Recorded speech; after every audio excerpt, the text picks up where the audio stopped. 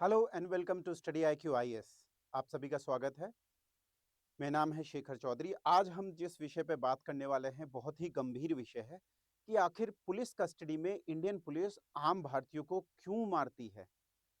इसका अगर हम ट्रेस बैक करेंगे तो समस्या हमें नजर आती है कि हमारी जो पुलिस का एक इमेज है, एक तो वो खराब है, दूसरा उसका जो नजरिया है वो कॉलोनियल है। भारत में अंग्रेज तो गए पर जो अपनी व्यवस्था थी वो एक तरीके से वैसे ही छोड़ गए। मात्र मात्र हमारे आजाद भारत में ही पुलिस की किरकिरी नहीं होती है, पर 1903 में फ्रेजर कमीशन बना था जिसने खुद कहा था कि भाई Indian police anti anti people है। इसका जो रवैया है वो लोगों की भलाई नहीं, एक्सटॉर्शन और एक्सट्रैक्टिव इंस्टीट्यूशन का है। ऐसी अनफॉर्चुनेटली चीजें भारत में इतिहास में, भारतीय इतिहास में आजादी के बाद भी रही। नेशनल पुलिस कमीशन जो कि 1975 में इमरजेंसी के बाद बना था, उसने भी ये बातों को उजागर किया। उसके बाद series of commissions, Julian Ribeiro या फिर Malimath, Prakash Singh versus union of India case, police के कार्यप्रणाली पे प्रश्न चिन्ह उठते रहे हैं। परंतु ये समस्या है कि जाती नहीं, क्योंकि इसका जो केंद्र बिंदु है वो है इंस्टीट्यूशन के उदय में। स्ट्रक्चरल डिफेक्ट है हमारे इंस्टीट्यूशन में। बात करते हैं आज इस प्रॉब्लम की, और साथ में एक IGP, inspector general of police Himachal Pradesh के, उनको और उनके कुछ साथियों को जो कि एक कस्टोडियल टॉर्चर के केस में जिनके ऊपर आरोप थे, अदालत ने उनके ऊपर आरोपों को सही पाया और उनको सजा की क्वांटम अगली नेक्स्ट हियरिंग में डिस्क्राइब करी जाएगी।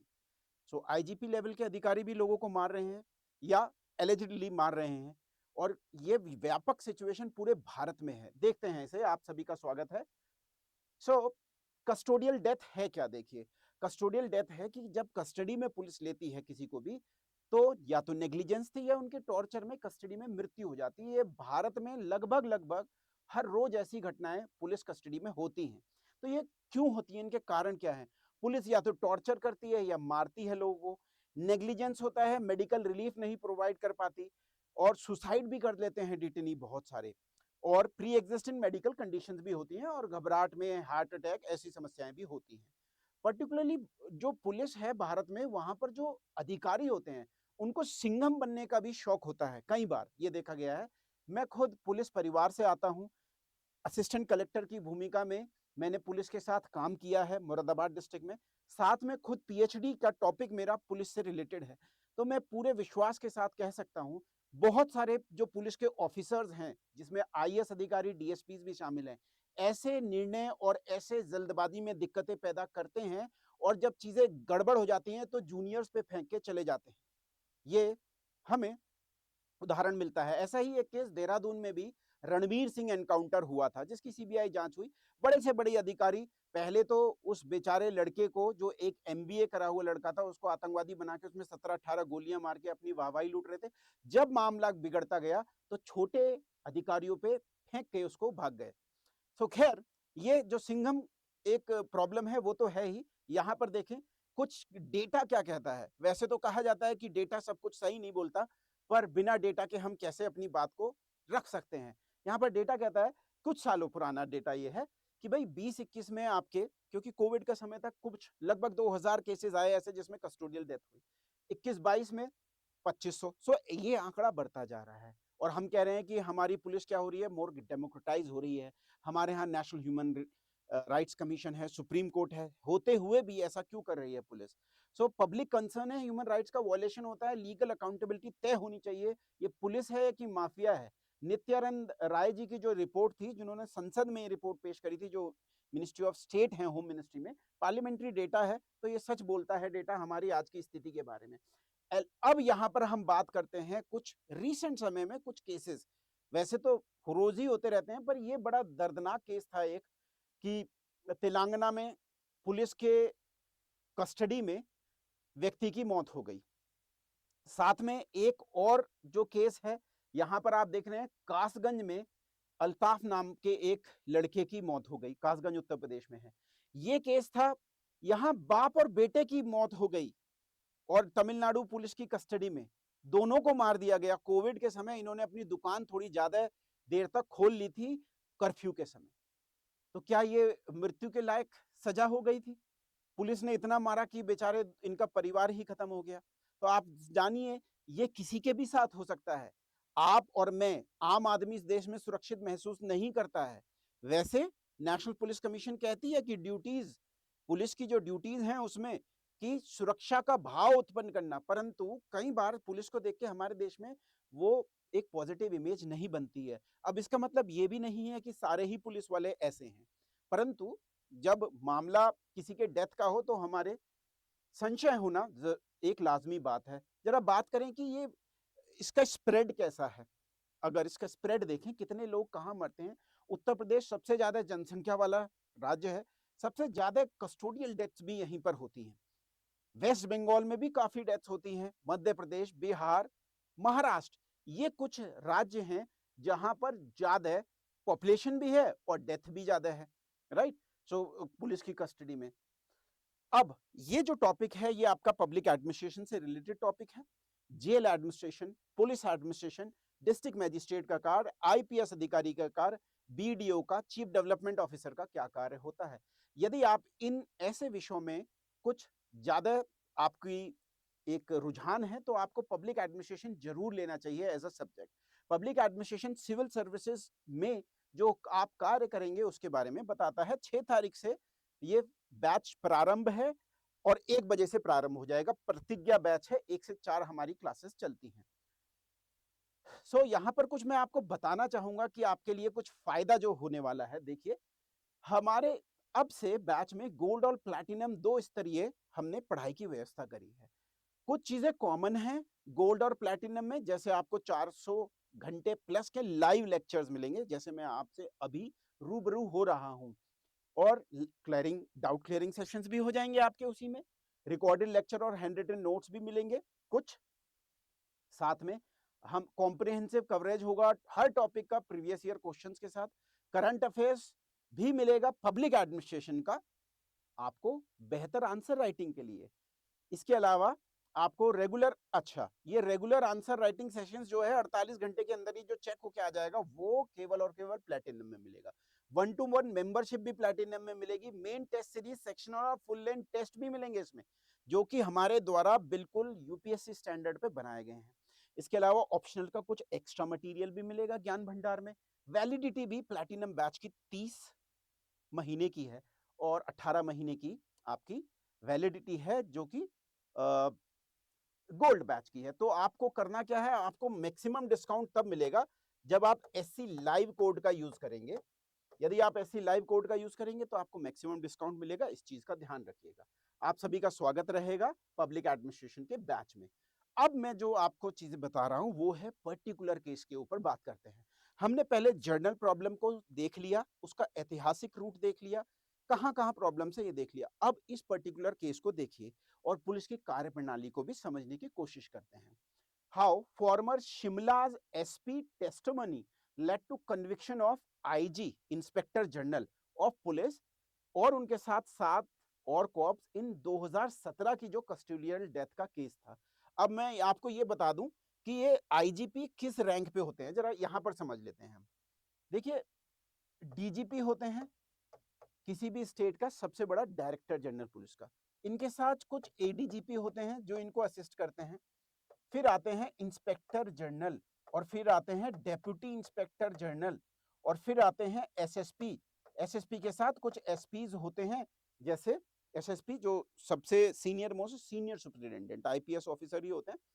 अब आपको समझना है कि इनके साथ कई एसपी और होते हैं, आईपीएस ऑफिसर्स भी या प्रमोटेड डीएसपी भी जो कार्य करते हैं। एसपी लॉ एंड ऑर्डर हो सकता है, SP traffic, SP VIP duty और भी हो सकते हैं, और एसडीआरएफ जो डिस्ट्रिक्ट लेवल पे भी जो देखती है वहां पर भी। इसके नीचे जो होते हैं वो होते हैं डीएसपी, और उनसे नीचे हम बोलते हैं रैंक एंड फाइल, ये सब गैजेटेड ऑफिसर हैं। और इनके नीचे इंस्पेक्टर होते हैं, फिर एसआई होते हैं, एएसआई होते हैं, हेड कांस्टेबल, कांस्टेबल। तो आप जानिए ये काफी बड़ी रैंक है। यहां पर हमें जो साहब दिखाई दे रहे हैं इनका नाम है इंस्पेक्टर जनरल ऑफ पुलिस जहूर हैदर जैदी।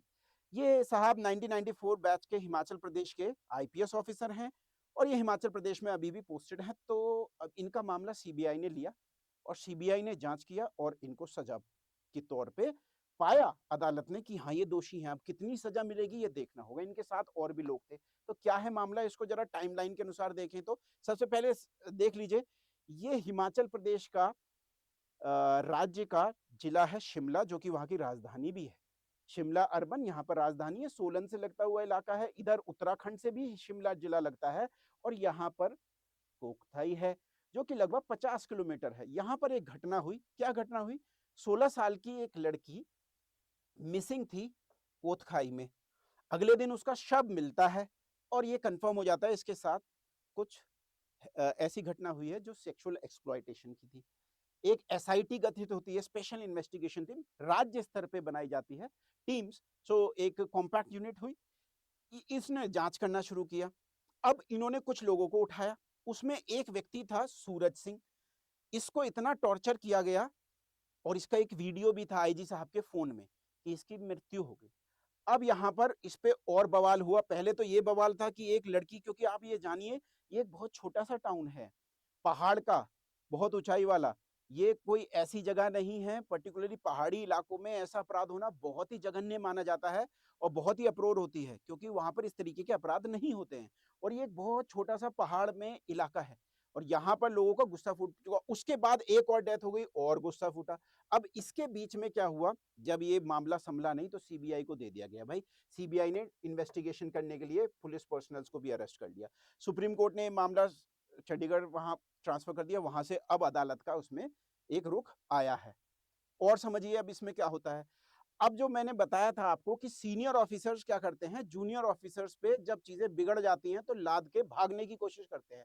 परंतु यहां पर जो आपको आईपीएस अधिकारी दिखाई दे रही हैं, ये संभवतः बहुत ही बैलेंस रूप से, और इन्होंने जो प्रेशर झेला वो भी काबिले तारीफ है। यहां पर इनका नाम देखिए, ये जब सिरमौर की एसपी थी सौम्या संबाशिवम, केरला से आती हैं और यहाँ पर एसपी महोदया बनी हैं। Total local girls to make pepper spray. So इनको सिंघम भी बोला जाता है, लेडी सिंघम। इन्होंने कहा कि भाई सेल्फ डिफेंस होना चाहिए। तो ये तब की फोटो है और ये मिस्टर मोदी जी को वेलकम कर रही हैं, तब की फोटो है। So integrity of SP Samba Shivam, देखिए यहाँ पर इन्होंने कैसे चीजों को संभाला। कस्टोडियल डेथ अगर होती है, सीबीआई डिस्कवर्स टॉर्चर हुआ है। अब जैदी साहब ये चाहते हैं कि जल्दी से ये सूरज नाम के व्यक्ति की जल्दी से आप क्रिमिनेशन करा दो एसपी साहब। पर एसपी साहब ने ऐसा नहीं किया। इनको बहुत प्रेशर आया। Zaidi coercion begins, Zaidi attempt to manipulate Samba Shivam's testimony. इन्होंने टेस्टिमोनी भी दी जी कि आईजी साहब ने ऐसा बोला, पर उसमें भी छेड़छाड़ करने की कोशिश की। संबा शिवम ने जी ने क्या किया, सीबीआई को बता दिया ये चीज, और सीबीआई ने इन्होंने रजिस्ट किया जैदी साहब के प्रेशर से। तो ये एक काबिलियत तारीफ है। अगर ये भी उसमें शामिल हो जाती तो हो सकता है आज इनके बारे में भी हम ये बोल रहे होते कि ये भी जेल जाने की नौबत आती। पर इन्होंने विवेकशीलता का परिचय दिया, बुद्धि का परिचय दिया। अच्छे ऑफिसर ऐसे ही होते हैं। अब देखिए सूरज की जब डेथ हो गई तो जी प्लान बनाया गया कि भाई क्या करें। डीएसपी साहब आए मनोज जोशी, एसएचओ साहब राजेंद्र सिंह और कांस्टेबल दिनेश। इन्होंने क्या डिसीजन लिया कि फॉल्स नैरेटिव क्रिएट किया। उससे पहले जो बैकग्राउंड था, आईजी साहब ने एक रिकॉर्ड कर लिया था स्टेटमेंट, एक्सक्लूजन फ्रॉम, ये जो वीडियो था उस व्यक्ति का, सूरज का, इसको इसको शामिल नहीं किया गया था। और ये बताया गया कि जी आपस में जब हम जेल में रख रहे थे इन्हें तो आपस में लड़ाई हो गई। उसमें एक इनके साथी ने ही, जो अपराधी था, उसमें सूरज को मार दिया। पर ये जो वीडियो था ये निकल के आ गया और इसमें से क्या हुआ कि सीबीआई ने जब पकड़ा, दबाव बनाया जैदी साहब पे, फोन सीज किया, वीडियो एविडेंस निकल के आ गई, दिनेश का स्टेटमेंट भी आ गया, सूरज का स्टेटमेंट भी।